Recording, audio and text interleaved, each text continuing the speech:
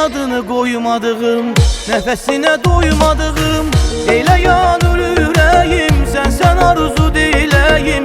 Zaman geldi gel ayrılak, eyle yanır yüreğim, sen arzu dileyim. Zaman geldi gel ayrılak. Kime desem kınayacaklar bizi, ömrüm ömrüm, bu ayrılık öldürer ikimizi, ömrüm ömrüm.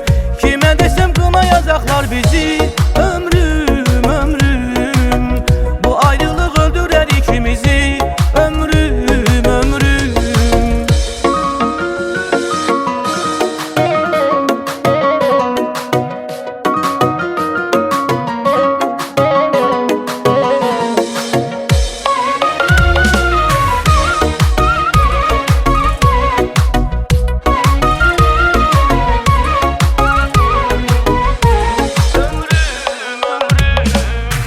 Hey yüzünü görmediğim, tellerini hörmediğim, öldürür bu hayallar. Desem beni kim anlar, zaman geldi gel ayrılak.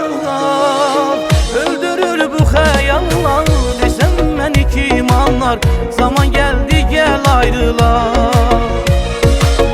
Kime desem kınayacaklar bizi, ömrüm ömrüm, bu ayrılık öldürer ikimizi, ömrüm ömrüm. Kime desem kınayacaklar bizi, ömrüm ömrüm, bu ayrılık öldürer ikimizi, ömrüm ömrüm. Kime desem kınayacaklar bizi, ömrüm ömrüm, bu ayrılık öldürer ikimizi,